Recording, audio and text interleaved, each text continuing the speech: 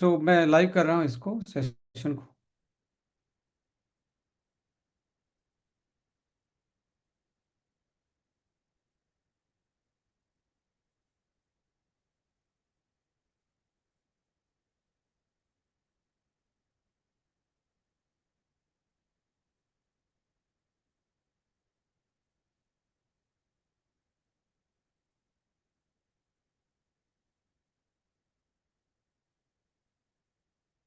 IPad से connect होके मैं आप लोगों को एक प्रेजेंटेशन इजीली तरीके से समझा पाऊंगा, इसलिए मैं कनेक्ट कर रहा हूँ। थोड़ा सा डिले इसलिए कर रहा हूँ कि आज होली पे हैं, तो कुछ लोग लेट मैसेज मिलेगा तो they can join along with us.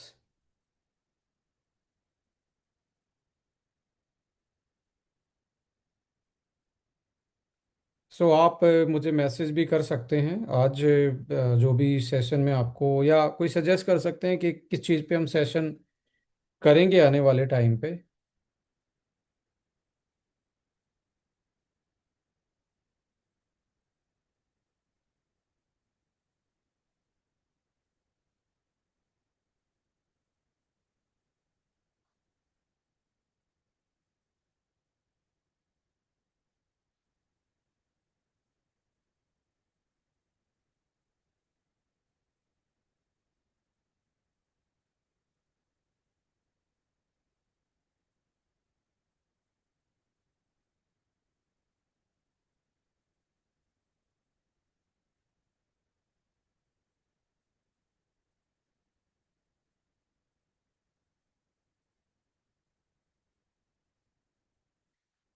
Maximum के चेहरे बिना रंग के दिख रहे हैं क्या अब? होली का मैं देख रहा हूँ, धीरे धीरे धीरे धीरे लोग इसको बचने की कोशिश कर रहे हैं इस त्योहार से। एनीवे, सबको ढेर सारी शुभकामनाएं।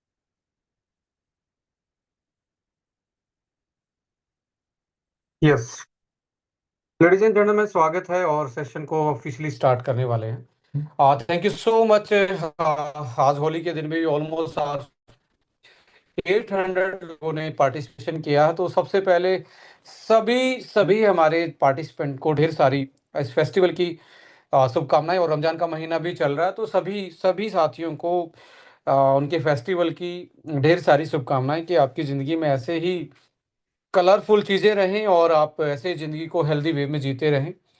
सो आज का जो सेशन है वो भी आपकी लाइफ को कलरफुल बनाने वाला ही है। कुछ ऐसी चीज़ें हैं, हो सकता है कि जो स्क्रीन पे आप देख रहे हैं वो वर्ड जो है वो आपके लिए और हमारे लिए, यानी कि नॉन साइंटिफिक लोगों के लिए एक नया वर्ड हो सकता है, एंजियोजेनोसिस।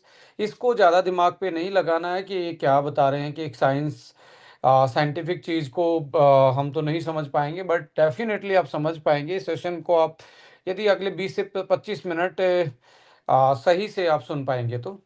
लेडीज एंड जेंटलमैन, स्वागत करते हैं। और राइट, आज के युग में कैंसर के बारे में जब भी हम सुनते हैं, बहुत ज़्यादा एक तरीके से अलग-अलग ख़्याल आते हैं, अलग-अलग चीज़ें दिमाग में आती हैं और कहीं न कहीं एक भय और डर का माहौल दिमाग में बनता है, यदि हमें जब भी सुनने को मिलता है कि किसी को, अपने जानकार को या किसी आस-पास के इंसान को ये हो गया, तो ये कहीं न कहीं एक डराने वाला पल होता है। बट साइंस ने पिछले 50 साल में स्पेशल कैंसर के क्षेत्र में, ट्रीटमेंट वाले क्षेत्र में बहुत ज़्यादा काम किया है और आज सर्वाइवल रेट इसके ट्रीटमेंट का बढ़ता जा रहा है। लेडीज़ एंड जेंटलमैन, आप देखेंगे कोई भी आज हमारी जो बॉडी है, इसमें लगभग 40 ट्रिलियन सेल्स से बनी होती है। यानी एक सिंगल सेल अपने आप में एक इंडिपेंडेंट अथॉरिटी है, इंडिपेंडेंट बॉडी है। इन चीज़ों से ये पूरा शरीर बना है और ये जितना भी आपका बॉडी पार्ट है, इतनी सेलों से मिलके ये शरीर बना है। अब ये देखिए कि हर दिन, हर पल ये सेल अपने आप को न्यू बन नई सेल जनरेट कर रही हैं, कुछ डेड हो जा रही हैं, कुछ रीजनरेट हो जाती हैं और अब इतनी सेल जो बनी है, यानी कि लगभग 40 ट्रिलियन, 40 ट्रिलियन सेल जो बनी है, क्योंकि ये एक सेल से शरीर बना है। 40 ट्रिलियन सेल से बनने का मतलब एक ही है कि हमारी जो इतनी ज़्यादा प्रोसेसिंग हुई है।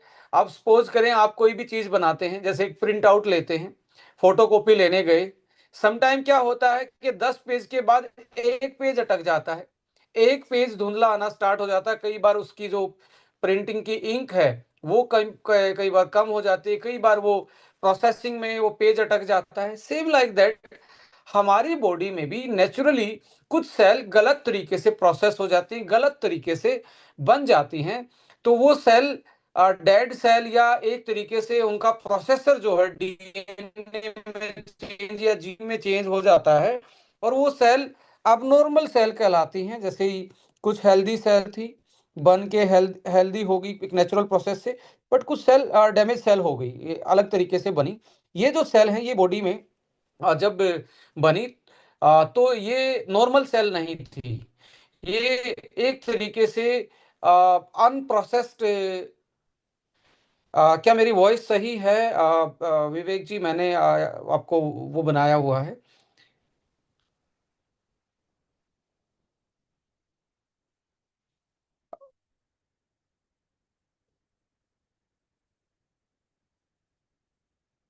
यस सर, परफेक्ट है sir. Yes. Okay, right. Network की कोई इशू नहीं है ना? नहीं नहीं सर, एकदम बढ़िया है। Okay. So ladies and gentleman, कहने का मतलब ये है कि हमारी बॉडी इतने सारे ट्रिलियन सेल से बनी है, तो ये नई सेल बनाती है तो 99.9% तो मान के चलें कि हेल्दी सेल ही बनी। पर चांस है ना 0.001% अनहेल्दी सेल बनने का भी उस प्रोसेसिंग में। जैसे आप डेली खाना बनाते हो, डेली आप अच्छा ही बनाते हो, पर सम टाइम क्या होता है, ध्यान नहीं रहता, ज़्यादा नमक डल जाता है, ज़्यादा आपको स्पाइसेस कम हो जाते हैं, ज़्यादा ओवर कुक्ड हो जाता है, तो ऐसे संभावना बॉडी में भी है सेल बनने की। इसलिए मैं आप जितने भी यहाँ पे लगभग 800-900 लोग इस मीटिंग में हैं, आपको बताना चाहूँगा, हम और आप, मैं भी और आपकी सेल में अभी भी नई सेल बन रही हैं। कुछ सेल मर रही हैं, कुछ सेल बन रही हैं। तो कुछ सेल गलत तरीके से भी बन रही हैं। तो इसलिए बोला जाता है हर किसी की बॉडी में कैंसर सेल बनता है। ऐसी कोई बॉडी नहीं है जिसमें कैंसर सेल ना बनता हो। बट अच्छी खबर ये है कि हमारी बॉडी में एक ऐसा सिस्टम होता है, वो जैसे पेट्रोलिंग करती है ना पुलिस की गाड़ी या बॉर्डर पे फोर्स पेट्रोलिंग करती हैं, ऐसे हमारी बॉडी में एक ऐसा सिस्टम होता है जो पेट्रोलिंग करता रहता है, पूरे शरीर में घूमता रहता है। उसको बोलते हैं इम्यून सेल। हमारी नेचुरल किलर सेल होती हैं, जो ऐसे गलत सेलों को ढूंढ के उनको तुरंत मार देती है। इसके लिए आपको अच्छी इम्यूनिटी चाहिए, यानी कि तुरंत किल कर देती हैं। तो हर बॉडी कैंसरस है, हर बॉडी में कैंसर सेल बनता है, बट यदि आपकी इम्यूनिटी सही होती है तो अल्टीमेटली आपकी कैंसर सेल को वो ढूंढता है पेट्रोलिंग करते टाइम और उनको किल करता है नेचुरली, और आपकी बॉडी में स्वस्थ सेलों का समीकरण बना रहता है। सो इस तरीके से हमारा डिफेंस सिस्टम जो है बॉडी का, वो काम करता है लेडीज एंड जेंटलमैन। अभी क्या होता है, सपोज करें कि यदि हमारे इम्यून सिस्टम में कोई सेल जो गलत तरीके से बनी, अच्छे से नहीं बनी, वो कैंसरस सेल है। और ये सेल जो बनी है, ये ग्रो करेगी। ग्रो करते करते ये अपना एक मास बढ़ा लेगी, ट्यूमर का फॉर्म ले लेगी। तो अकॉर्डिंग टू रिसर्च, जब तक, क्योंकि हर सेल को न्यूट्रिशन और ऑक्सीजन चाहिए ग्रोथ करने के लिए, यदि ऑक्सीजन और न्यूट्रिशन नहीं मिलेगा तो ये सेल ग्रो नहीं कर सकती है। तो ये सेल क्या करती है, ये अपनी ब्लड की सप्लाई के लिए एक वेसल का निर्माण करती है, नली का निर्माण करती है, ब्लड की कैपिलरीज बोलते हैं। अब इनके थ्रू ऑक्सीजन और आपकी क्या बोलते हैं, अपना ऑक्सीजन आएगी और न्यूट्रिएंट्स आएगा और ये अपनी साइज बढ़ा लेगा। अकॉर्डिंग टू रिसर्च आपको सरप्राइज होगा, अकॉर्डिंग टू रिसर्च आपको ये सरप्राइज होगा कि आपकी जो कोई किसी की भी बॉडी में यदि कैंसर सेल, वो पेन की टिप के बराबर है, इतनी छोटी है अभी। और यदि इसको ब्लड की सप्लाई नहीं मिले, इसकी ब्लड की सप्लाई नहीं मिले, तो ये ऐसा ही पड़ा रहेगा और अपने आप हो सकता है बॉडी इसको दोबारा से खत्म कर ले। बट जैसे ही ब्लड की सप्लाई से कनेक्ट हो जाएगा, ब्लड की सप्लाई से कनेक्ट हो जाएगी, ये 14 दिन में, according to research, according to the oncology की जो रिसर्च में फाइंडिंग में, एक यूएस यूनिवर्सिटी की फाइंडिंग में ये पता लगा, रिसर्च के मुताबिक 14 डेज में, यानी कि 2 हफ्ते में ही ये कैंसरस सेल लगभग 16,000 गुना से बढ़ता है। 14 दिन में ही, यानी कि 14 डेज में 16,000 टाइम अपने आप को ग्रो कर लेता है ट्यूमर को। ट्यूमर बड़ा हो जाता है, दो दो हफ्ते में ही 16,000 गुना बड़ा हो जाता है, यदि ब्लड की सप्लाई मिल जाए। अब इस ब्लड की सप्लाई को हम ये जो नली बनने का, ये जो कैपिलरी बनने का प्रोसेस है, इसी को बोलते हैं एंजियोजेनेसिस। एंजियो का मतलब होता है ये कैपिलरी, जेनेसिस बनना। सो इसे physiological process forming a new blood vessel from pre existing one. जैसे ये खून की नली जा रही थी, ये आपकी जा रही थी खून की नली, यहां से खून आ रहा था, ये कैंसर सेल यहाँ पे पड़ी थी। अब ये क्या करेगी, कुछ ऐसे केमिकल बनाएगी, ऐसे बीज बनाएगी जो यहाँ पे जाके अटैच, छोटे यहाँ से निकल के यहाँ अटैच हो जाएंगे और अटैच होके एक तरीके से खून की दूसरी नली बनाना स्टार्ट करेंगे। इनकी फर्दर नलियां भी बनाना स्टार्ट, जैसे एक पेड़ की जड़ होती हैं, ऐसे ही बनना स्टार्ट हो जाएंगी ये। और ये ट्यूमर बड़ा होते होते होते होते होते बड़ा फैल जाएगा और धीरे धीरे ये एक जगह से बरस्ट होके ये इसकी सेल दूसरी जगह जाएंगी, दूसरी सेल को खराब कर देंगी। तो ऐसे करके कैंसर धीरे धीरे बॉडी में फैलता चला जाता है और एडवांस स्टेट मेटास्टेटिस पूरे बॉडी में अलग अलग ऑर्गन्स में फैल जाता है। सो अल्टीमेटली अभी जो रिसर्च जो कहती है कि यदि ये कैपिलरी बनने के प्रोसेस को रोक दिया जाए, खून की सप्लाई को ही रोक दिया जाए, तो ट्यूमर की ग्रोथ नहीं बढ़ेगी। अब इसकी ग्रोथ को रोकने के लिए देखो, ये नई ब्लड सेल बना वेसल, ये कैपिलरी बनाने का एंजियोजेनेसिस है, ना कि आपकी एग्जिस्टिंग खून की नलियों को तोड़ने का प्रोसेस है, नहीं। इसी से छोटी छोटी रूट्स निकलाएंगी जो कि कैंसर ट्यूमर को ब्लड सप्लाई और ऑक्सीजन देंगी। ये 1 mm से 2 mm रहती है जनरली आपकी बॉडी में, जिसको आप कैंसर सेल, एक तरीके से बिना बढ़ी हुई कैंसर सेल, जैसे ही ये कैपिलरी से अटैच होंगी, ये अपना साइज 16,000 गुना बढ़ा सकते हैं मात्र 2 हफ्ते में, 14 डेज में। सो लेडीज एंड जेंटलमैन, एक न्यू थेरेपी है जो कि इसको कट डाउन, ट्यूमर की ग्रोथ को कट डाउन किया जा सकता है। जनरली हमें ये एडवाइस दी जाती है कि कार्सिनोजन चीजों से बचना चाहिए। अब कार्सिनोजन चीजें क्या हैं? कार्सिनोजन चीजें होती हैं, जैसे क्या बोला जाता है, स्मोकिंग, अल्कोहल का कंजप्शन, पोल्यूटेंट्स, पॉल्यूशन से बचना, साफ सुथरा खाना, फास्ट फूड ना खाना, यानी कि ऐसे ट्रिगर चीजें जो कैंसर को और ज्यादा बढ़ावा दे सकते हैं, ये हमें एडवाइस दी जाती है। आल्दो इनको फॉलो करना चाहिए, और ये एक मैं मान के चलता हूँ इसके, ये हमें कारगर साबित होता है कुछ कैंसर से फाइट करने में, और कैंसर बॉडी में ना ही आए उसमें भी ये चीजें हमें हमें बचाती हैं। बट बॉडी के 3 सिस्टम होते हैं। एक सिस्टम है अंदर, जो खराब सेल बनी है उनको नेचुरल किलर सेल हमारी बॉडी की खत्म कर दें। दूसरा सिस्टम है हमारी बॉडी के अंदर ऐसा प्रोसेस है जो ब्लड की जो नई वेसल, ट्यूमर को ब्लड सप्लाई के लिए जो वेसल बननी है, नली बननी है, उसको रोक दे।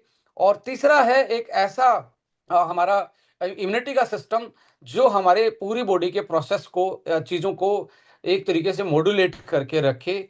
तो ये सिस्टम है, यदि इनको हम सही तरह से समझ लें और एक्टिव कर लें, तो हो सकता है कि किसी को आज अनफॉर्चुनेटली ऐसी बीमारी हो गई है, तो उसको फाइट करने में, रिवर्स करने में, करंट जो इलाज करवा रहे हैं उसमें ज़्यादा इफेक्टिवनेस में ये बहुत हेल्प कर सकती है।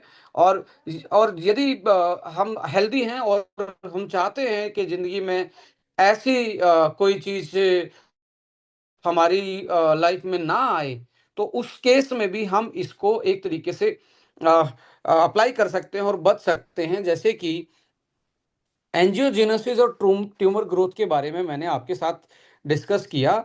ये ट्यूमर सेल छोटी सी थी, अब यहाँ पे इसने सिग्नल मॉलिक्यूल दिए, सिग्नल भेजा। ये एक तरीके से सीड थे, बीज थे, यहाँ पे गिरे दूसरी बड़ी वाली ब्लड वेसल पे, और यहाँ ब्लड वेसल से इसने अपना एक कनेक्शन ले लिया। एक कनेक्शन से ये कैपिलरी बनी, ये बन के तैयार होगी, ये बन के होगी। धीरे धीरे छोटी छोटी इनकी ब्रांचेज निकल गई, और ये ट्यूमर की सप्लाई बढ़ती गई, सप्लाई बढ़ेगी तो वो ग्रोथ भी बढ़ जाएगी। That is called angiogenesis, right. So ladies and gentleman, ऐसे करके ये स्मॉल ट्यूमर जो है वो एंजियोजेनिक फैक्टर से कैपिलरी की स्प्राउटिंग होके कैपिलरी बन जाएगी, और ऐसे बड़ा मास और ट्यूमर की ग्रोथ होनी स्टार्ट हो जाती है। इस तरीके से ट्यूमर बढ़ता चला जाता है।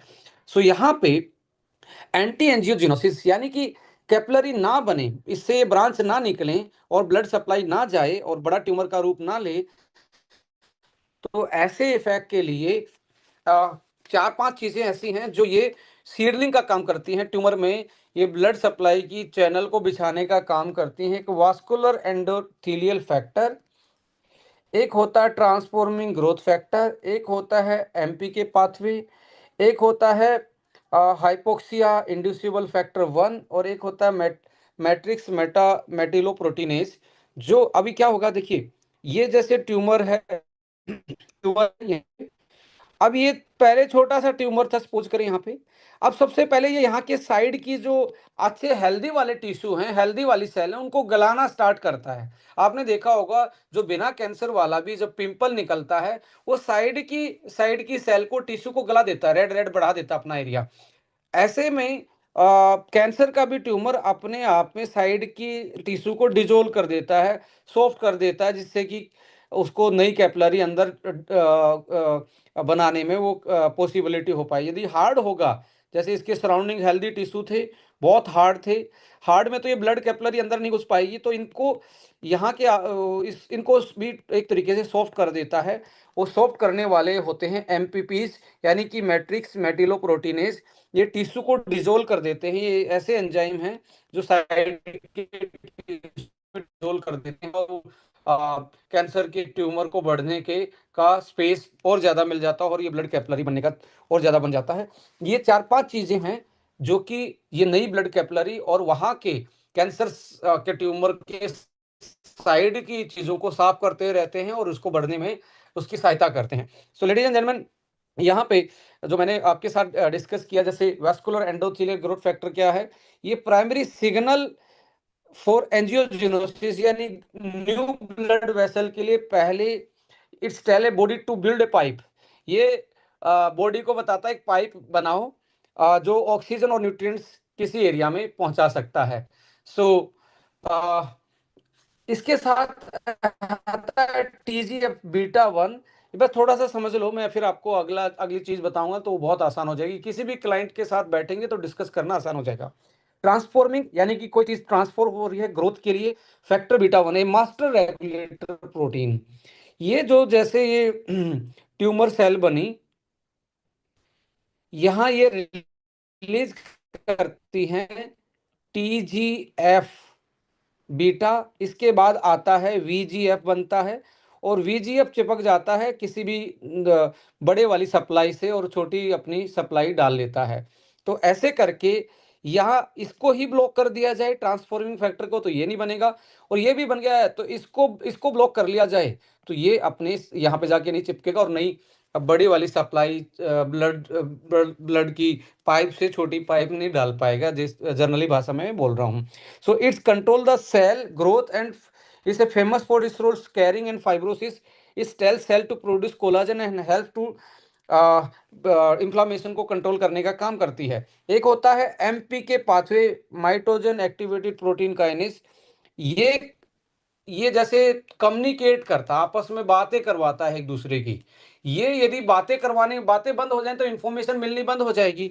तो ये एमपी के पाथवे को भी ये डीएक्टिवेट कर दिया जाए तो ये आपस में जो सिग्नल चल रहे हैं किसके थ्रू, ये वी वैगफ और टीजीएफ के थ्रू जो सिग्नल मॉलिक्यूल जा रहे हैं, एक तरीके से जो नई पाइप बनाने के लिए सिग्नल मॉलिक्यूल हैं, उनको ये क्या कर देगा, एक तरीके से इनिबिट कर देगा। एक होता है हाइपोक्सिया इंड्यूसिबल फैक्टर, यानी कि ऑक्सीजन सेंसर है। जब ट्यूमर सेल में ऑक्सीजन कम होती है तो ये फैक्टर उसमें ये मॉलिक्यूल प्रोड्यूस होता है, और ये इनको प्रोड्यूस करने में, ये इनको बनाने में हेल्प करता है। तो इसको भी बाउंड कर लें, इसको भी खत्म कर दें, तब भी कैंसर पे हम कंट्रोल पा सकते हैं, ग्रोथ पे कंट्रोल पा सकते हैं। और मैट्रिक्स मेटिलोप्रोटीनेज को यदि हम सीजर्स का काम करते हैं, ये basically act like a scissor, जैसे सॉफ्ट टिश्यू को काट देंगे, उसी के पास जो हेल्दी वाले टिश्यू हैं उनको भी डैमेज करना स्टार्ट कर देंगे, जिसके कारण फिर आपका अल्टीमेटली वहाँ नई ब्लड कैपिलरी बन जाएगी, और जो ट्यूमर सेल है वो बड़ा होने के उसके पास स्पेस बन जाएगा। सो लेडीज एंड जेंटलमैन, अब आता है कि ऐसे कौन से अब मॉडर्न मेडिसिन में भी ऐसी ड्रग्स हैं जो इसको ब्लॉक करती हैं। वास्कुलर एंडोथेलियल जो ग्रोथ फैक्टर है, वैगफ जो है, जो एक तरीके से चिपक जाता है बड़ी पाइप पे और छोटी पाइप का कनेक्शन कर देता है, इसके ब्लॉकर हैं। मॉडर्न मेडिसिन, कैंसर की मेडिसिन में दिए जाते हैं वो, बट वो साइड इफेक्ट भी करते हैं। क्या साइड इफेक्ट करते हैं?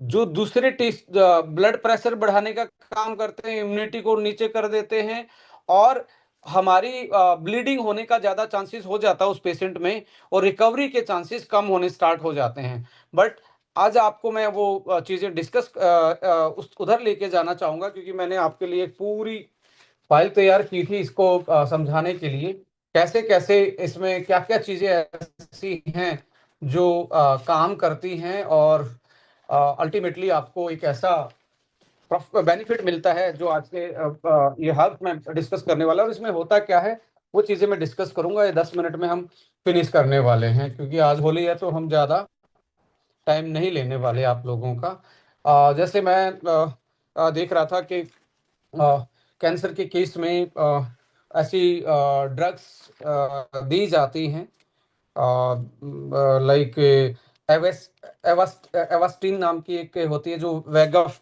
इनिबिटर होती है।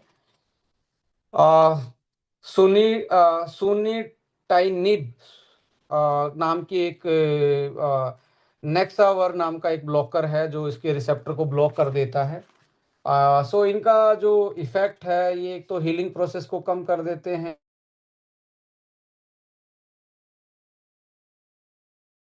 में ड्रग्स आती हैं उनकी मैं बात कर रहा हूँ, वो रोकती तो हैं बट उनके साइड इफेक्ट हैं। प्रोटीन बॉडी में डिग्रेडेशन होना स्टार्ट हो जाता है, इन्फ्लामेशन बढ़ना स्टार्ट हो जाती है, और यूरिन में भी प्रोटीन आना स्टार्ट, और पूरा थकावट, डायरिया, लो एनर्जी, लो इम्यूनिटी की तरफ लेके जाते हैं।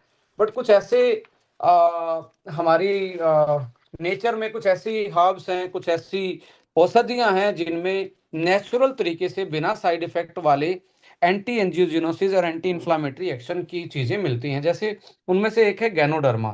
लेडीज एंड जेंटलमैन, गैनोडर्मा में दो चीजें होती हैं। एक होती है पॉलीसैकेराइड्स, बोलते हैं हम इसको, पॉलीसैकेराइड्स है। पॉलीसैकेराइड्स नाम का एक चीज पाई जाती है गैनोडर्मा लूसिडियम में। एक होता है ट्राइटर्पिनोइड्स।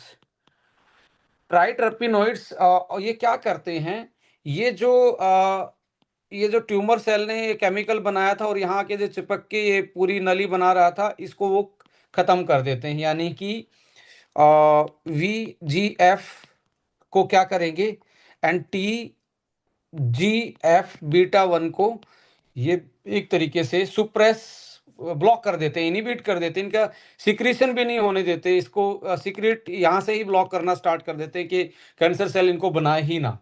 और बॉडी और सेल को एक तरीके से जो नेचुरल डेथ होती है सेल की, होता है ना बॉडी में, जैसे एक सेल का पूरा साइकिल होता है, वो पहली stage, second stage, third stage पूरी मैच्योर होती है।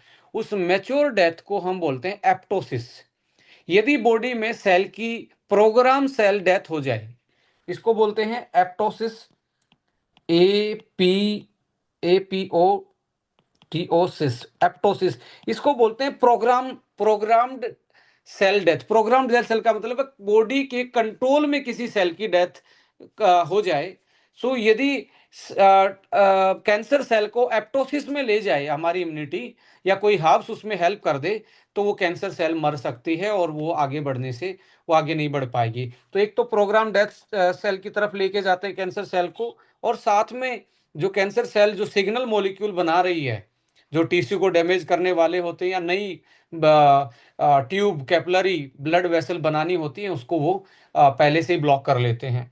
साथ साथ में गैनोडर्मा के बारे में नेचुरल ये क्लिनिकल स्टडी में पाया गया कि स्टडी की गई लगभग लगभग 6 वीक में गैनोडर्मा दिया गया, और बाद में उनकी नेचुरल किलर सेल जो थी, जो बॉडी में एक तरीके से पेट्रोलिंग करती हैं, खराब वाली सेलों को किल कर देती हैं। नेचुरल किलर सेल जो थी, जिसको हम टी सेल भी बोलते हैं इम्यूनिटी के रूप में, वो उनकी जो स्ट्रेंथ थी, उनकी एफिकेसी थी, वो बढ़ी मिली।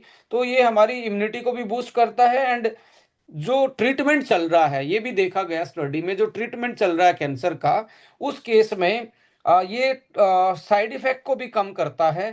टॉक्सिसिटी और जो कन्वेंशनल कीमोथेरेपी के, रेडियोथेरेपी के साइड इफेक्ट होते हैं, उनको ये एक तरीके से उनके साइड इफेक्ट को कम करता है और क्वालिटी लाइफ को बढ़ाता है उन पेशेंट्स में। ये देखने को मिला। अगली चीज आती है, that is grapeseed extract. Ladies and gentleman, मैंने कुछ पेपर निकाले, कुछ स्टडी की इसमें ग्रेप सीड एक्सट्रैक्ट के बारे में। और ग्रेप सीड में एक सबसे अच्छी चीज, जो इसका मेन मॉलिक्यूल है, जो एंटी कैंसर प्रॉपर्टी रखता है और जो नई ब्लड वेसल नहीं बनने देता, एंटीओजेनोसिस इफेक्ट करता है, वो है इसमें पाया जाने वाला प्रोएंथोसाइनिन। प्रोएंथोसाइनिन जो होता है, प्रोएंथोसाइनिड एक तरीके से नेचुरल इनिबिटर है ट्यूमर इंड्यूस, जो ट्यूमर में से ब्लड वेसल बननी है ट्यूमर को सप्लाई देने के लिए, इसके लिए नेचुरल इनिबिटर का काम करता है। और इसमें बहुत सारी क्लिनिकल ट्रायल हो चुकी हैं कि grape seed extract anti cancer, anti tumour activity natural इसमें पाई जाती है। और ये ब्लॉक जो हमने बताया था, वेगफ जो था, उसको तो ब्लॉक करता ही, और साथ में हाइपोक्सिया इंड्यूस जो फैक्टर है 1 वाला, इसको भी ब्लॉक करता है कि ये वेगअप बनने ही ना दे। सो और वेसल डेंसिटी को भी एक तरीके से ये डिक्रीज करता है, जिसके कारण ट्यूमर में, और सबसे अच्छा देखा गया है कि जो ग्रेप्सिड एक्सट्रैक्ट है, वो ब्रेस्ट और कोलन कैंसर में बहुत अच्छा इफेक्ट करता है। दो, क्योंकि यहाँ सॉफ्ट टिश्यू ज़्यादा होते हैं, जल्दी कोलन में और ब्रेस्ट कैंसर में जल्दी ब्लड कैपिलरी बनने का एक तरीके से वहाँ फेवरेबल कंडीशन है उन टिश्यूज में। तो उन केसेस में GST जो है, यानी कि ग्रेप्सिड एक्सट्रैक्ट, बहुत अच्छा काम करता है।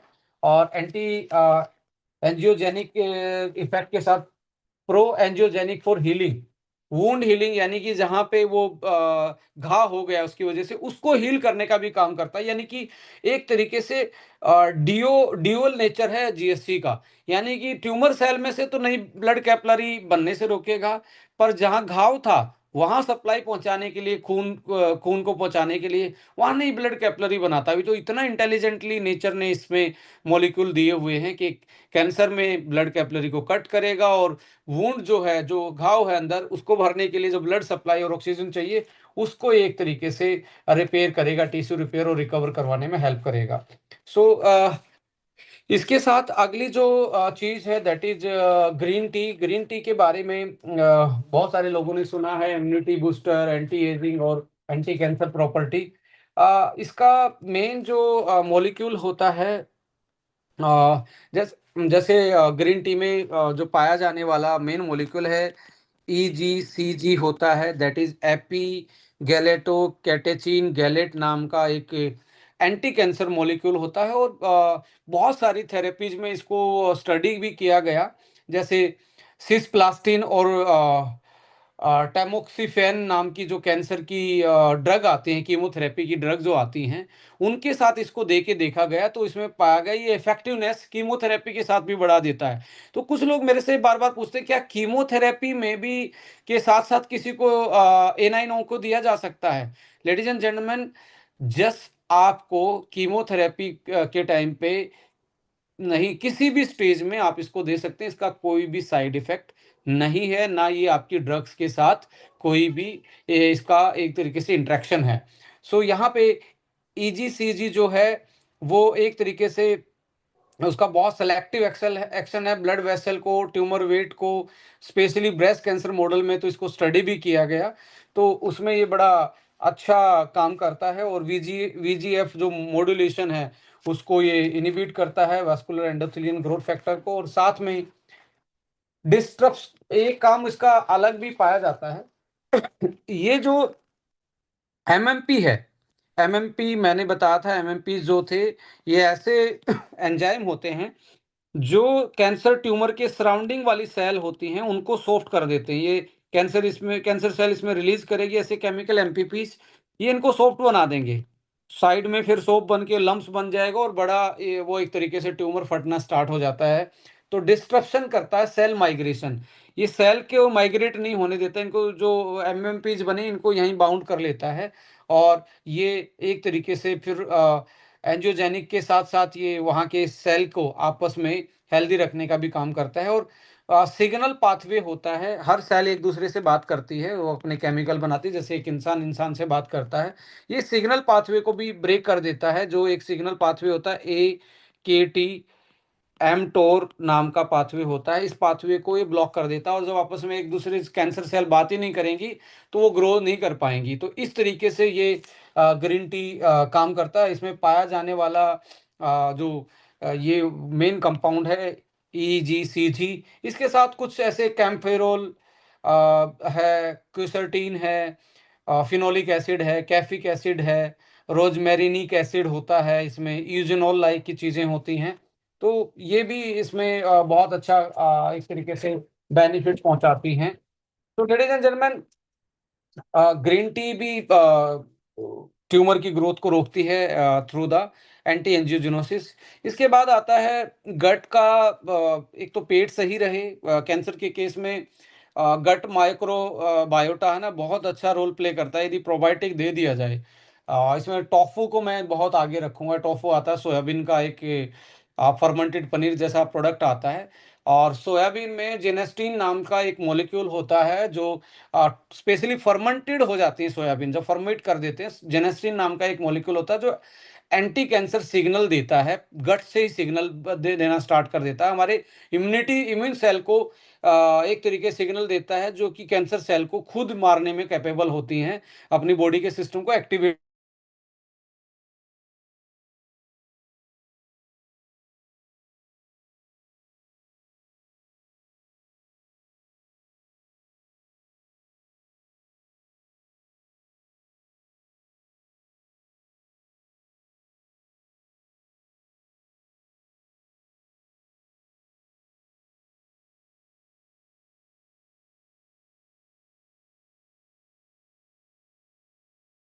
वेगफ है उसको सुप्रेस करता है, और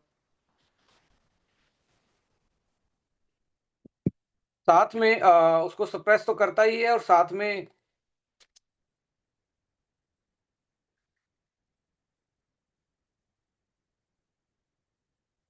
इज इट ओके कि मेरी आवाज़ सुन रही है? सर, कभी कभी थोड़ा सा ब्रेक हो जा रहा है। 1 मिनट, मैं कनेक्ट कर रहा हूँ।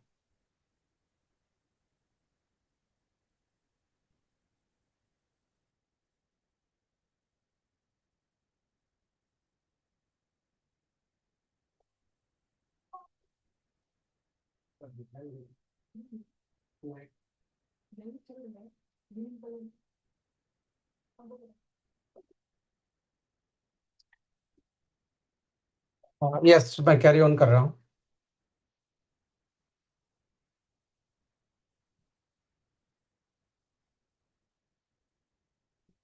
कृष्णा जी, अभी ठीक है? परफेक्ट है सर, परफेक्ट है। Okay, right.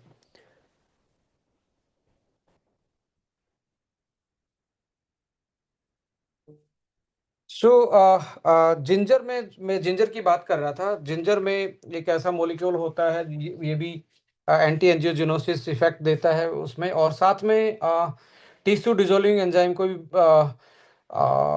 इनिबिट करता है। और एन एफ नाम का एक एन एफ बी पाथवे होता है। एन एफ बी पाथवे क्या करता है? और एक तरीके से प्रो एंजीजियोनिक फैक्टर जिसको बोलते हैं, यानी कि इन्फ्लामेटरी जीन को एक्टिवेट करने का एक तरीके से होता है, इसको ब्लॉक कर देता है ये, जिससे इन्फ्लामेशन कमज़ोर हो जाता है, मतलब कम हो जाता है, और बॉडी में रिकवरी और बॉडी अपने आप रिकवर करने के चांसेस बढ़ा लेता है। इसके बाद एक हर्ब है एक तरीके से, जिसका नाम है मैंगोस्टीन। मैंगोस्टीन का जो ये आउटर का कवर देख रहे हैं, ये इसमें बहुत एक अच्छा एंटी कैंसर का प्रॉपर्टी पाई जाती है। और इसमें भी जो मैंगो स्टीन और जेंथोन्स नाम का एक मॉलिक्यूल होता है, आप अलग से भी जेंथोन्स को पढ़ेंगे तो ये बहुत सारी ऐसी कैंसर की मेडिसिन में डाला जाता है।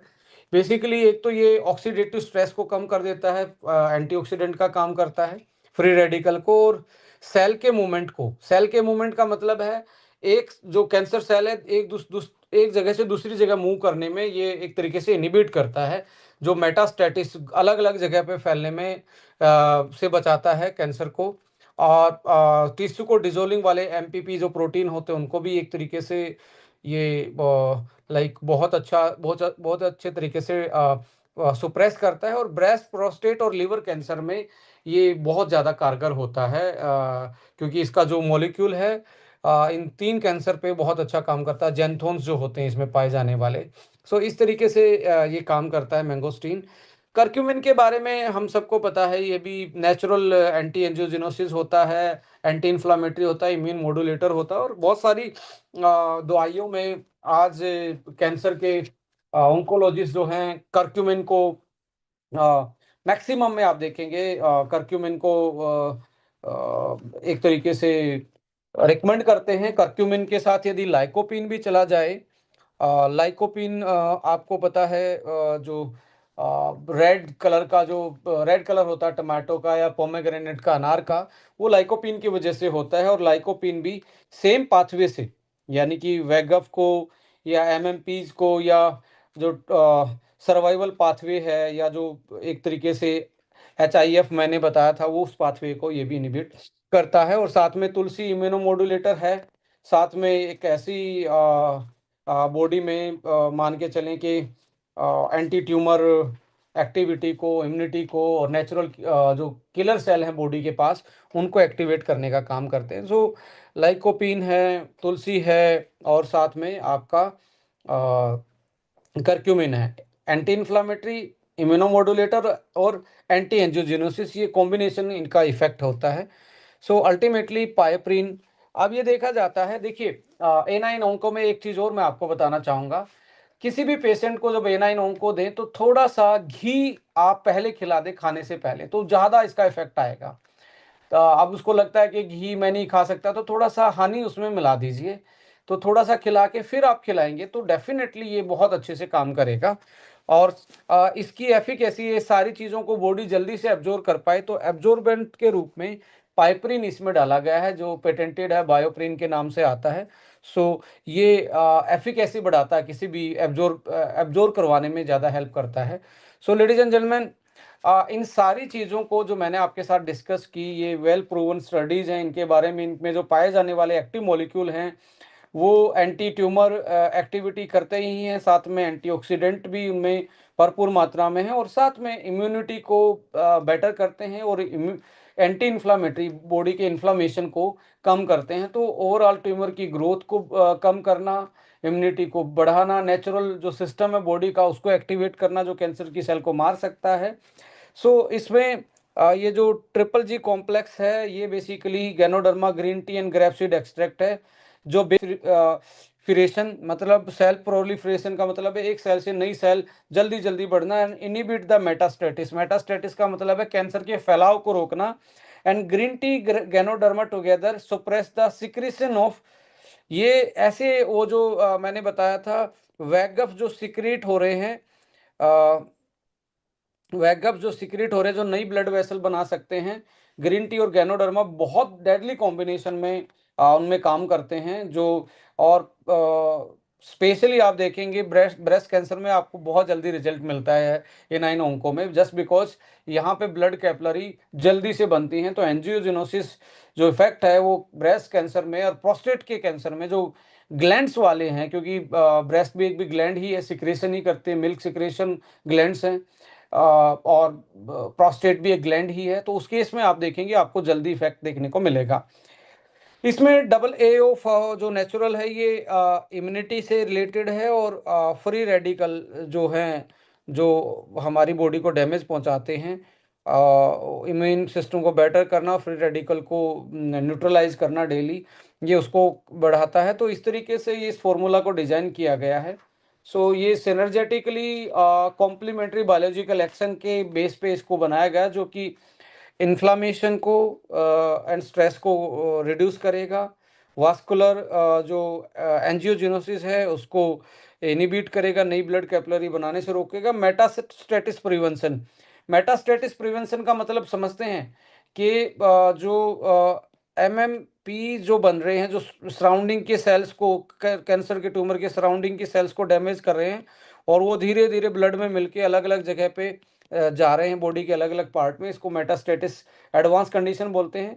इसमें ये basically ginger and grape seed generally बहुत बड़ी हेल्प करते हैं, ये फैलने से रोकते हैं। सो कन्वेंशनल थेरेपी को आप एडजुवेंट थेरेपी बोलते हैं हम इन चीज़ों को साइंस में। आपका कोई भी ट्रीटमेंट चल रहा है तो आप साथ में इसको चला सकते हैं, इसको that is why we are calling adjuvant therapy.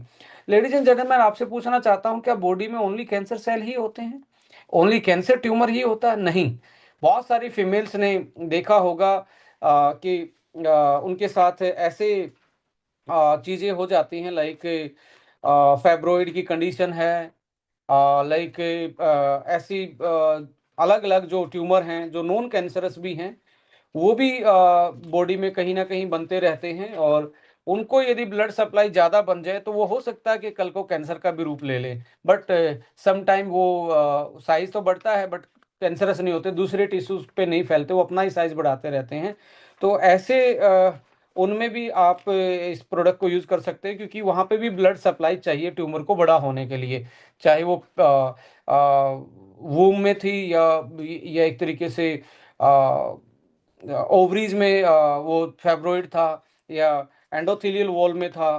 तो ऐसे करके आप इसको यूज कर सकते हैं, जो कि साइज को लिमिटेड रखेगा, साइज बढ़ने नहीं देगा, उसमें हेल्प करवाएगा, एंजियोजेनिक स्विच जो है उसको ऑफ रखेगा। मैं स्विच ही बोलूँगा कि इस कैपिलरी से ये ट्यूमर सेल थी, यहाँ सिग्नल भेजेगी, ये इस स्विच को कट ऑफ कर देगा, एंजियोजेनोसिस स्विच को कट ऑफ कर देगा। और जैसे यूटेराइन फाइब्रॉइड होते हैं, जो हैवी ब्लीडिंग ऑफली आपको देखने को मिलता है, सिग्निफिकेंट ब्लड फ्लो, एंड और भी बहुत सारी हैं, जैसे नॉन कैंसरस जो गांठें होती शरीर में, उन केस में भी आप इनको, इस प्रोडक्ट को यूटिलाइज कर सकते हैं। सो इस तरीके से ये प्रोडक्ट डिजाइन था और इस तरीके से ये आपको बेनिफिट पहुंचाता है। इसके साथ साथ मैं बोलूंगा कि रात को ही आपका डीएनए रिपेयर होता है।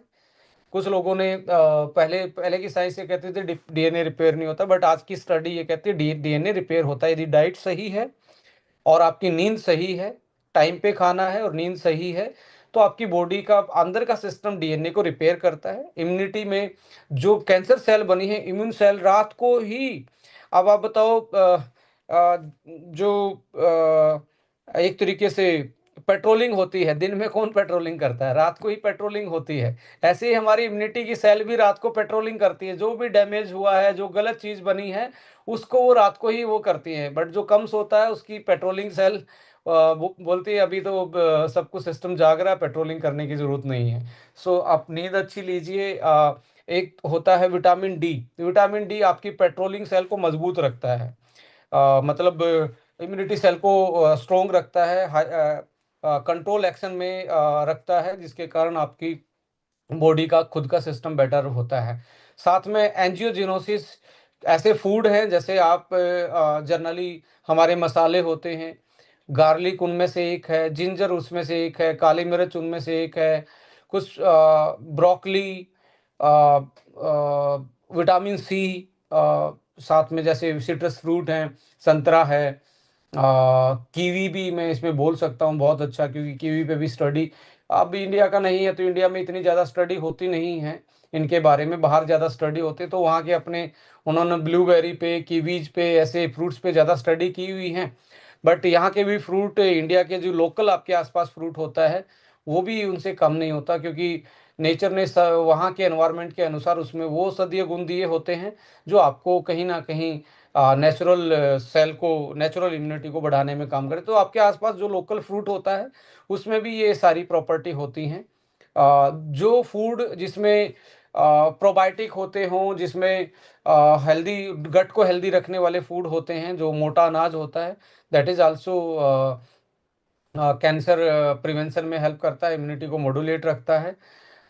दूसरा है कि आप अपना शुगर को कट डाउन रखिए, और मिल्क, जब भी आपके A9 ओंको को लेंगे तो मिल्क का यूज़ ना करें थोड़े दिन, थोड़ी देर तक, मतलब 2-4 घंटे तक। घी का जरूर यूज़ कर सकते हैं, वो बहुत इफेक्टिव आपको रिजल्ट देगा। और नेचुरली भी आपको कोई भी फ्रूट्स हैं, सैलेड है, इसको आप प्लान कर सकते हो। और शुगर जैसी चीज़ें, रिफाइंड ऑयल जैसी चीज़ों को और फ्राई चीज़ों को यदि हम प्लान करेंगे, आउट करेंगे अपनी डाइट से, तो डेफिनेटली ये एक तरीके से बहुत अच्छा आपको रिजल्ट देने वाला है। सो किसी ने पूछा है आफ्टर मील लेना है या विद मील लेना है। सर, इसको आफ्टर बिफोर आपकी मर्जी है, किसी टाइम भी ले सकते हैं, बिकॉज ये ज़्यादा हर्ब्स, आप हर्ब्स हैं ये, इनको किसी टाइम भी ले सकते हैं, पर खाने के तुरंत बाद नहीं लेना है, बिकॉज ये मिक्स हो जाएगा और ये अच्छे से अब्जॉर्ब नहीं होगा। सो 2 घंटे के बाद आप खाना खाने के बाद ले सकते हैं। तो इसमें जो हमने डिस्कस किया, ये 9 चीज़ों का कॉम्बिनेशन था, इसलिए इसका नाम A9 ओंको है। इसके साथ साथ आप जर्नली आपको लगता है मुझे इम्यूनिटी कमज़ोर रहती है और मैं इतना ध्यान नहीं रख पाता, तो कैंसर होने के बाद खाना तो इमरजेंसी है, बट लग्जरी यही है कि इम्यूनिटी को मॉड्यूलेट कर, यदि हम कर ले अपनी की इम्यूनिटी को, और नेचुरल की जो सेल हमारी उम्र के हिसाब से पेट्रोलिंग वाली सेल कम हो जाती हैं, इम्यूनिटी कमज़ोर हो जाती है, तो 40 साल के बाद कैंसर के चांसेस ज़्यादा होते हैं। तो ऐसे उसमें साल में जब भी मौसम चेंज हो, तो उस टाइम पे आप A9 ओंको को एज ए इम्यूनो मॉड्यूलेटर के रूप में यूज़ कर सकते हैं। और मैं एक प्रोडक्ट, एक चीज़ और आपके सामने दिखाऊंगा, एक हम प्रोडक्ट लेके आ रहे हैं, अ, मैं शेयर करूंगा सेशन के कंप्लीट होने के बाद। कैलमैक डी भी बहुत अच्छा होता है कैंसर के केस में, यदि कैलमैक डी को भी एड ऑन करेंगे तो ये भी हेल्प करेगा, साथ में एक इफेक्ट को बेटर कर देगा। इसके साथ लिक्विड फॉर्म में जूस भी है आपके पास, seabuckthorn plus curcumin along with the other multiple herbs, जो इम्यूनोमोडुलेटर और एक तरीके से अ, हमारी करक्यूमिन जो है इन्फ्लामेटरी प्रॉपर्टीज़ को कम करता है नेचुरली बॉडी के।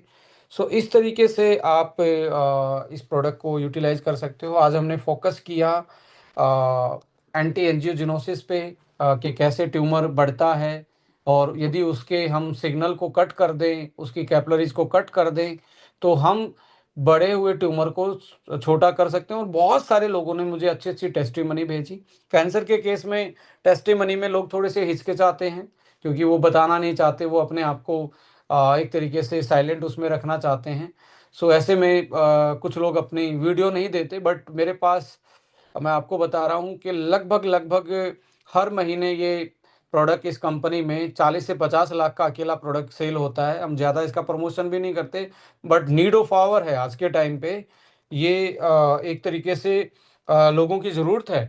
तो कैंसर प्रिवेंशन में भी होने के बाद जो उनका इलाज चल रहा है, उसके साथ भी एडजुवेंट थेरेपी के रूप में भी इसको हम अलाइन कर सकते हैं। और यदि किसी का इलाज हो के वो सर्वाइवल पे है, कैंसर सर्वाइवर है, सर्वाइवल पे है, कि उसको दोबारा ना हो, रिकरेंसिस के चांसेस ना हो, दोबारा वापस कैंसर ना हो जाए, तो उस केस में भी एक तरीके से प्रिकॉशनरी फेज में भी हम इसको ले सकते हैं। सो एक प्रोडक्ट जो कि आने वाले टाइम में और बड़ी हेल्प करने वाला है, वो भी मैं आपके साथ शेयर करने वाला हूँ। एक बार उसकी झलक होली के मौके पे आपके साथ दिखाना चाहूँगा। जस्ट ए मिनट, मुझे थोड़ा सा टाइम दीजिए।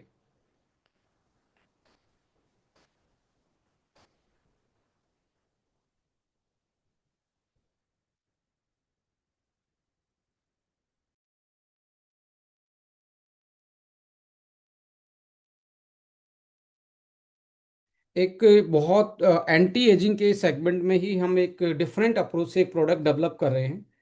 उसकी ट्रायल भी कंप्लीटेड है, उसके चीज़ें कंप्लीटेड है। मैं शेयर करूँगा फ़ोटो उसका, कि आप उसको देख पाएँ। और कुछ ऐसी चीज़ें हैं लाइनअप में जो अगले 2-3 महीने में आपकी बास्केट में दिखने वाली हैं, जो आपके बिजनेस के साथ, आपकी सेहत, आपकी कम्युनिटी और इन सारी चीज़ों को आगे लेके जाएंगी।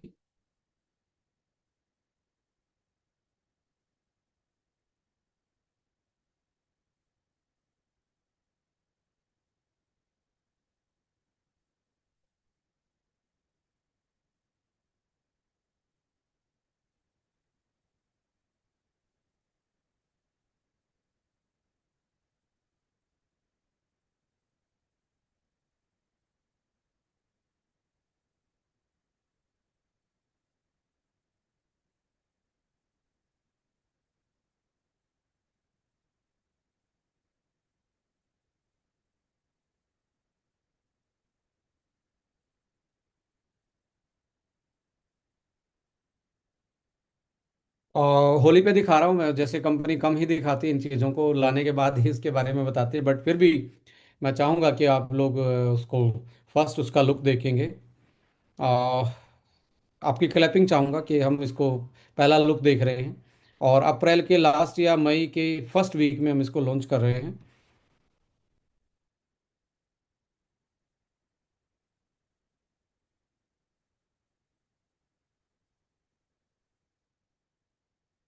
ये प्रोडक्ट बेसिकली डेड सेल, जो अंदर सेल मर जाती हैं और आज के लाइफस्टाइल की वजह से हम उन सेल को बाहर नहीं निकाल पाते, बॉडी बाहर नहीं निकाल पाती, और वो भी हमारी एजिंग को फास्ट करती हैं, और बहुत सारी इन्फ्लामेटरी बीमारियां जो हैं उनको बढ़ावा देती है शरीर में। एक तो एज को फास्ट कर देती है, बॉडी की वाइटलिटी, इम्यूनिटी को कमज़ोर कर देती है, साथ में ऐसी बीमारियों का भी रूप ले लेती हैं जो आज हमने डिस्कस की, कैंसर जैसी बीमारियों में भी कन्वर्ट हो जाती हैं। सो ऐसी जोम्बी सेल जो हैं, जैसे एक फ्रूट के गुच्छे में एक फ्रूट खराब हो जाए तो दूसरे को भी खराब कर देता है, ऐसे एक डेड सेल यदि बाहर ना निकले हमारी बॉडी से, वो दूसरी सेल्स को भी खराब कर दे। तो इस तरीके से आज के लाइफस्टाइल के अकॉर्डिंग पावरफुल मीटो सिनो एक्टिव 8 प्लस एक साइंटिफिकली सिनो माइटोजेनिक्स कॉम्प्लेक्स के साथ हम लेके आ रहे हैं। अगले महीने लास्ट में जाके ये यानी कि अप्रैल में जाके ये आपको प्रोडक्ट बास्केट में मिलेगा। और जैसे यंग फ्यूल ने धूम मचाई है, ये भी बहुत अच्छा मतलब कॉम्बिनेशन होने वाला है, कि वो नई सेल बनाएगा, और जो अंदर डेड सेल हैं, 50 साल के बाद डेड सेल इकट्ठी होना स्टार्ट हो जाती हैं, दोनों का कॉम्बिनेशन चला दिया तो नई भी बनेंगी और डेड बाहर निकलना स्टार्ट हो जाएंगी। तो ऐसे में एक कॉम्बिनेशन में, एक नेक्स्ट कॉम्बिनेशन के रूप में हम एंटी एजिंग में इसको लेके आए हैं। या यंग फ्यूल खाने के बाद यदि आपको लगता है व्हाट नेक्स्ट, अब आता है कि आपकी बॉडी को क्लीन करना चाहिए, जो डेड सेल पड़ी हैं उनको हम बॉडी कैसे साफ कर सकती है एक तरीके से, ये प्रोडक्ट उसमें हेल्प करने वाला है। ये पहली लुक थी, और ऐसे दो चार प्रोडक्ट लाइनअप में हैं जो आपको आने वाले टाइम में हमारे बास्केट को ही नहीं, हमारे बिजनेस को ही नहीं, हमारी जो एंटी एजिंग कम्युनिटी है उसको आगे लेके जाएंगी। So once again very very thank you to all, कि आपने फिर से पूरा सेशन भर के होली वाले दिन भी ये दिखा दिया कि जो हमारी कम्युनिटी है डायरेक्ट सेलर्स की, वो इतनी एनर्जेटिक है, वो इतनी ड्रीमर है कि उसके लिए हर दिन फेस्टिवल ही होता है, वो हर दिन जोश में ही रहता है, हर दिन सेलिब्रेशन में ही रहता है, अपने लिए कई बार, अपने अपलाइन के लिए, और कई बार अपने साथ एसोसिएट जो लोग हैं उनके लिए। सो हर दिन होली ही है इस बिज़नेस में। सो फिर भी मैं चाहूँगा कि इस रमज़ान के पवित्र महीने में, और आज जो त्यौहार चल रहा है होली, होली के उसमें, और आने वाला नवरात्रे आने वाले, तो इनमें अपनी सेहत का भी ज़रूर ध्यान रखें, क्योंकि ये रमज़ान और हमारे नवरात्रे दोनों में एक चीज़ कॉमन है, फास्टिंग रखी जाती है। उसका हेल्थ से बहुत ज़्यादा कनेक्टिविटी है। सो धर्म से भी ऊपर उठ के हमें अपनी सेहत का ध्यान रखना चाहिए, अपने परिवार का ध्यान रखना चाहिए, अपने कम्युनिटी का ध्यान रखना चाहिए।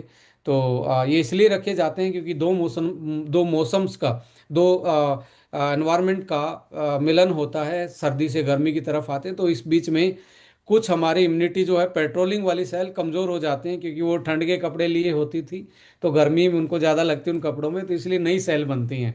इसलिए फास्टिंग क्या करती है, हमारे इम्यून सिस्टम को एक्टिवेट कर देती हैं, डेड सेल को निकाल देती हैं, और नए कपड़े धारण कर लेती हैं, नया इम्यून मॉड्यूलेट हो जाता है। सो इस तरीके से आप अपनी सेहत का भी इन दिनों में ज़्यादा ध्यान रखें, क्योंकि यहाँ आपको ज़्यादा बीमारी होने के चांसेस होते हैं, या कोई बीमारी चल रही है तो इसमें ज़्यादा प्रोन होने के चांसेस होते हैं जब मौसम बदलता है। Thank you so much. जय हिंद, जय Bharat. Very colourful happy Holi to all. Thank